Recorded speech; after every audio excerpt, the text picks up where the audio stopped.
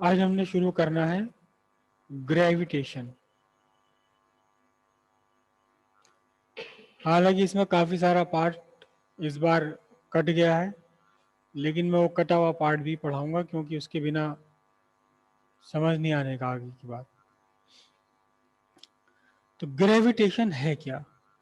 Gravitation, Newton ने ये observe करा कि इस यूनिवर्स में कोई भी दो पार्टिकल जिसमें मास है,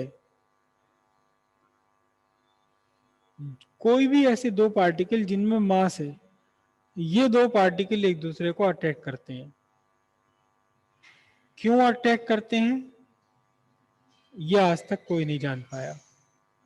बस अगर मास है, बस ज्यादा से ज्यादा ये कहा जा सकता है due to their mass.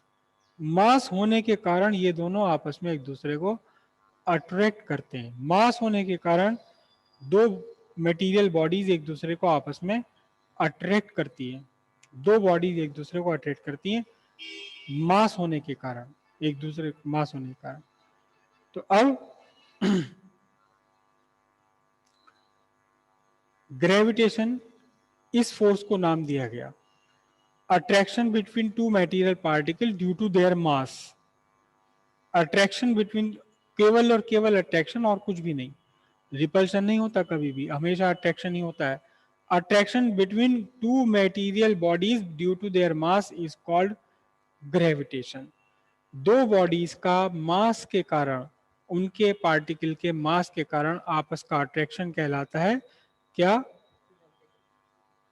Attraction. हमेशा अट्रैक्शन है और कुछ भी नहीं है। अट्रैक्शन हमेशा कहलाता है, ये ग्रेविटेशन कहलाता है। ठीक है। अब उसके बाद क्या हुआ, एक साइंटिस्ट थे केपलर। केपलर साइंटिस्ट थे, तो उन्होंने स्टार्स को ऑब्जर्व किया। स्टार्स को भी नहीं बल्कि प्लैनेट्स को ऑब्जर्व किया। प्लैनेट्स को उन्होंने ऑब्जर्व किया और उनके कुछ ऑब्जर्वेशन थे वो न्यूटन ने पढ़े। न्यूटन को भी समझ आया कि हाँ ऐसे ही होता है नेचर में, प्लैनेट्स किस तरह से मूव कर रहे हैं, सूरज के चारों तरफ रिवॉल्व कर रहे हैं। ये सन है और इसके चारों तरफ ये रिवॉल्व कर रहे हैं, ये अर्थ है, ये मार्स है, ये दूसरा, ये सब रिवॉल्व कर रहे हैं इसके चारों तरफ, सन के चारों तरफ। तो उन्होंने, केपलर ने प्लैनेट्स को ऑब्जर्व करा आसमान में, एस्ट्रोनॉमिकल ऑब्जर्वेशन था। सबको समझ आ गया, कहने लगे हाँ केपलर साहब आप ठीक कह रहे हो, ये सूरज नहीं है जो चल रहा है, बल्कि सूरज तो अपनी जगह, हमारी अर्थ घूम रही है, अर्थ चल रही है, जिस वजह से दिन रात होते हैं और मौसम बदलते हैं। ठीक है। अब ये सारा फिनोमिनन केपलर ने दे दिया था कि वो न्यूटन भाई एक दिन अपना वहाँ सेब वेब के पेड़ के नीचे बैठे हुए थे, यहाँ बैठे थे ये, ऊपर से बाई दी वे एक सेब इनके सर पे गिर गया।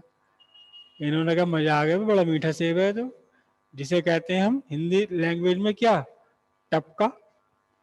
कभी आप खाओ, टपके के आम का अलग ही टेस्ट होता है, जो पाल का आम है उसका अलग टेस्ट है, यस सर। टपके का आम का अलग ही टेस्ट होता है। और टपका खाया यस सर। इन्होंने, एकदम इन्होंने जो टपका खाया तो क्या हुआ, इनके दिमाग की बत्ती जली एकदम। भाई वो तो बड़ा टेस्टी है। इन्होंने ऊपर को देखा, बैठे बैठे भी एक आध और टपक जावे। तोड़ के खाने में इतना मजा नहीं है जितना अपने आप जो टपकेगा, जो अपना टपकेगा वो सेब होगा बिल्कुल एकदम पक्का हुआ। जो आम टपक जाएगा अपने आप वो पक्का हुआ टपकेगा, हल्का फुल्का कच्चा नहीं टपकने का अपने आप से। आंधी से टूट जाए अलग बात है, लेकिन अपने आप जो टपकेगा तो बढ़िया पक्का वाला टपके, एकदम मीठा रसीला। मैंने देखा ऊपर को, ऊपर को देखा भी एक आध कोई और टपक जावे, मीठा सा बढ़िया सा, मजा आ जाएगा, पेट भर जाएगा। जैसे भी उन्होंने ऊपर देखा, कहने लगे यार मैं यही क्यों एक्सपेक्ट कर रहा हूँ कि सेब नीचे गिरे, मैं यही क्यों एक्सपेक्ट कर रहा हूँ कि सेब जो है नीचे टपके, सेब ऊपर क्यों नहीं जाता, इधर क्यों नहीं जाएगा, इधर क्यों नहीं जाएगा, मुझे क्यों उम्मीद है कि सेब मेरे लिए नीचे टपके।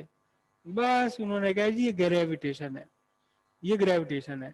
उन्होंने सेब को जो है, सेब के टपकने को जोड़ दिया इससे, प्लैनेट्स जो थे, प्लैनेट्स के मोशन से उन्होंने जोड़ा। उन्होंने क्या, केपलर ने बात बताई थी प्लैनेट्स के मोशन का, और बात तो उन्होंने सही बताई थी। और ये सेब भी नीचे कोई टपक रहा है। मामला तो कुछ ना कुछ है इनके बीच का रिलेशन। और वो सारी चीजें उन्होंने, कहानी तो मैं सुनाऊंगा नहीं आपको। वो सब कुछ कर कराने के बाद में फिर इन्होंने निष्कर्ष निकाला क्या कि ये जो सेब का नीचे गिरना है और प्लैनेट्स का जो ऑब्जर्वेशन था केपलर का, कॉम्प्लिकेटेड ऑब्जर्वेशन थे, वो कहने लगे ये दोनों के पीछे एक ही रीजन है। दोनों के पीछे एक ही रीजन है, क्या क्या? अट्रैक्शन। अट्रैक्शन। अट्रैक्शन भी कौन सा? Between two material particles. दो ऐसे पार्टिकल जिनमें कुछ मास है, जिनमें कुछ मास है, वो पार्टिकल्स एक दूसरे को अट्रैक्ट करते हैं। अब क्यों अट्रैक्ट करते हैं ये तो आज तक भी किसी को नहीं पता, बस हम यही कहते हैं कि ड्यू टू देयर मास। और उन्होंने कहा ये अट्रैक्शन बिल्कुल एक नए तरह का अट्रैक्शन है, ये मैग्नेट वाला अट्रैक्शन नहीं है, चार्ज वाला अट्रैक्शन नहीं है, ये तो अलग ही अट्रैक्शन है। और इसको नाम दे दिया उन्होंने क्या? Gravitation. Gravitational force of attraction. अब इतनी तो बात समझ आ गई कि ग्रेविटेशनल फोर्स ऑफ अट्रैक्शन है, ग्रेविटेशनल फोर्स ऑफ अट्रैक्शन है। लेकिन अब कितनी है? क्योंकि भाई किसी को अगर बात बताओगे कि एक देखो नई चीज सामने आई है, नेचर में ऐसा ऐसा हो रहा है, तो बात तो मान लेंगे अगर आपने उसको सिद्ध कर दिया, प्रूव कर दिया, मगर बात ये भी तो बताओ, अगर अट्रैक्शन है, फोर्स है, तो फिर ये फोर्स किन किन फैक्टर्स पर डिपेंड है, कितनी फोर्स है? तो सेब के टपकने को उन्होंने यहां से रिलेट किया था केपलर केपलर के लॉस से, केपलर के जो प्लैनेट्स के मोशन थे। और उससे उन्होंने बात ये निकाली कि जो ग्रेविटेशनल फोर्स है ये डायरेक्टली प्रोपोर्शनल है to the product of masses, to the product of masses. अकेले एक बॉडी के मास पर डिपेंड नहीं है, दोनों बॉडीज के मास पर डिपेंड है। ये दोनों एक दूसरे को अट्रैक्ट करने वाली बॉडीज हैं, दोनों बॉडीज के मास पर डिपेंड है। दोनों बॉडीज के मास पर भी अलग अलग डिपेंड नहीं है, बल्कि कैसे उनके प्रोडक्ट मासेस के प्रोडक्ट पर डिपेंड है ग्रेविटेशनल फोर्स। मतलब क्या हुआ इसका? मतलब ये हुआ कि एक चूहा है, और ये चूहा और हाथी मुझे बहुत पसंद है भाई।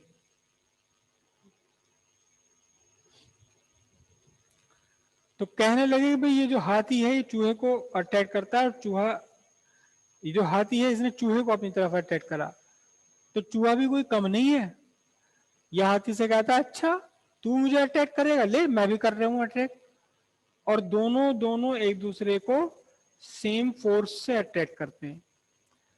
जितना फोर्स हाथी ने लगाई चूहे पे, उतनी फोर्स लगाई चूहे ने हाथी पे। कम नहीं है दोनों में से एक भी, भले ही छोटा हो। कहने लगा तू बड़ा है तो होगा पहाड़ अपनी तरह, अपनी तरह अपने घर का होगा, बड़ा होगा तो अपने घर का होगा, मैं कोई तेरे से डरूं? तू जितनी फोर्स मेरे पे लगाएगा मैं भी तेरे पे उतनी फोर्स लगाऊंगा। तो न्यूटन ने कहा,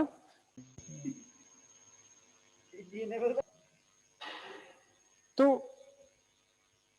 न्यूटन ने कहा कि जितनी फोर्स से हाथी इस चूहे को खींच रहा है, ये फोर्स सिर्फ हाथी के मास पर डिपेंड नहीं है, ये चूहे के मास पर भी डिपेंड है। जितनी फोर्स से चूहा हाथी को खींच रहा है, ये खुद चूहे के अपने मास पर तो डिपेंड है ही, साथ में हाथी के मास पर भी डिपेंड है।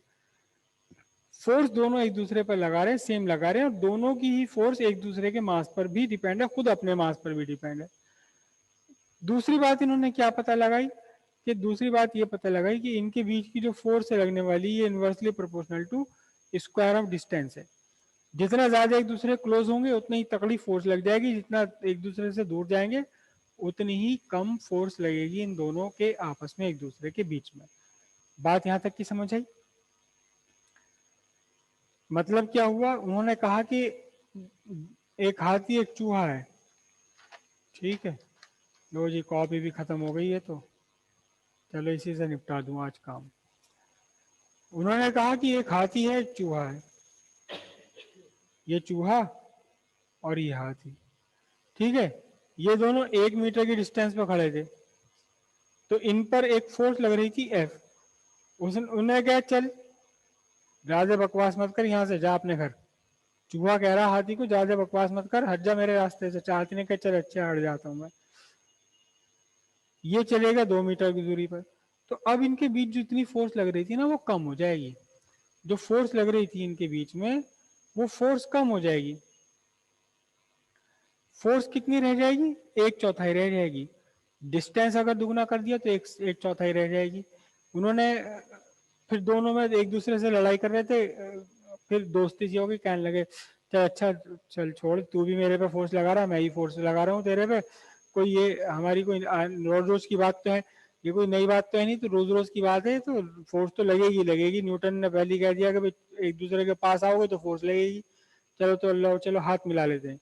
अभी आधा मीटर डिस्टेंस पर आ गए, तो अब फोर्स एफ से कितनी हो जाएगी? अब 4 गुनी फोर्स हो जाएगी, 4F हो जाएगी।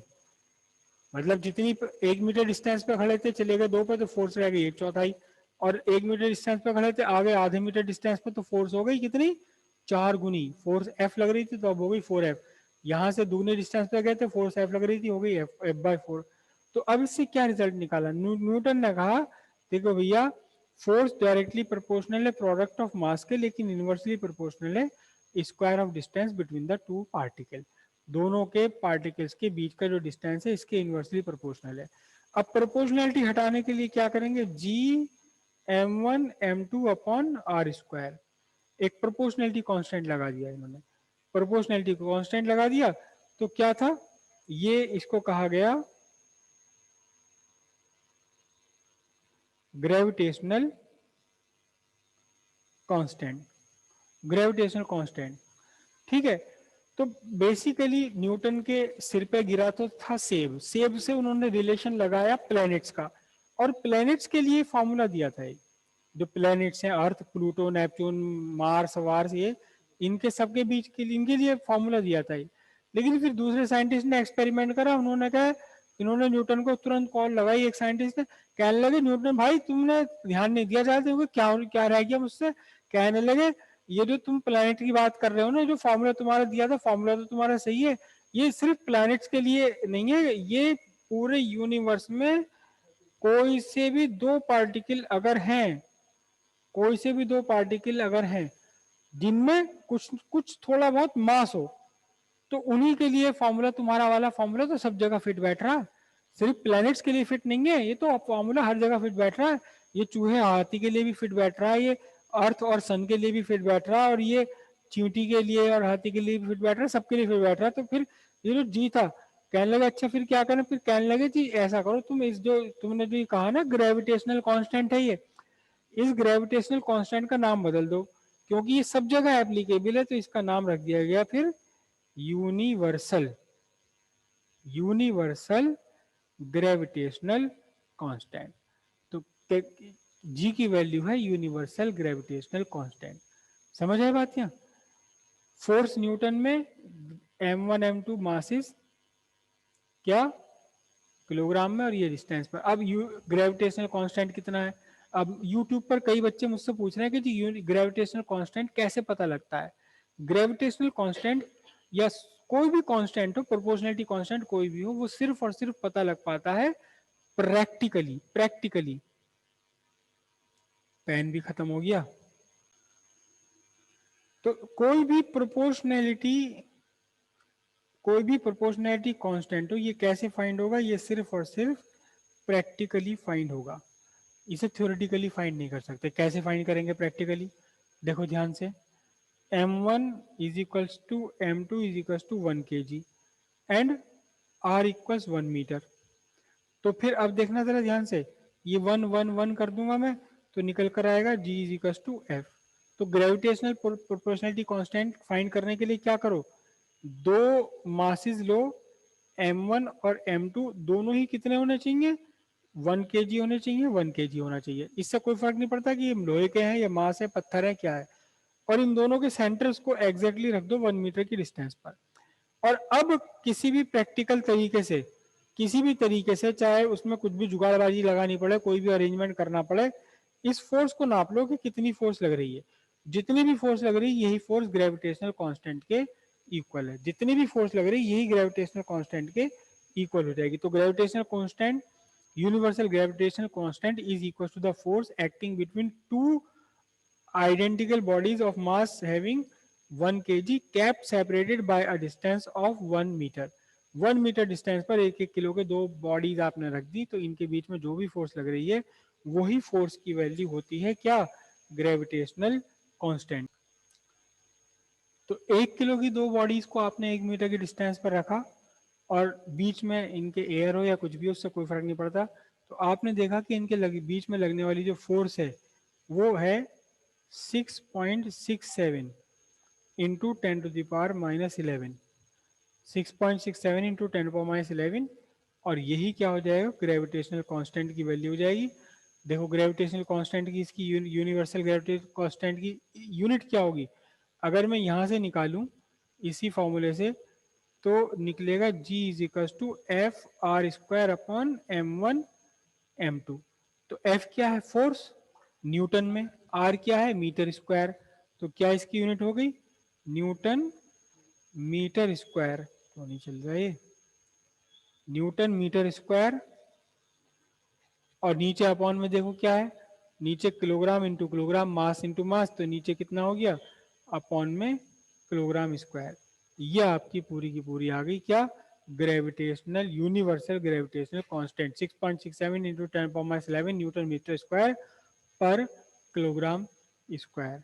ठीक है, इससे आगे पढ़ेंगे हम कल, क्योंकि अभी आज थोड़ी क्लास में थोड़ा सा कम करना है हमें, नीचे मीटिंग है कुछ।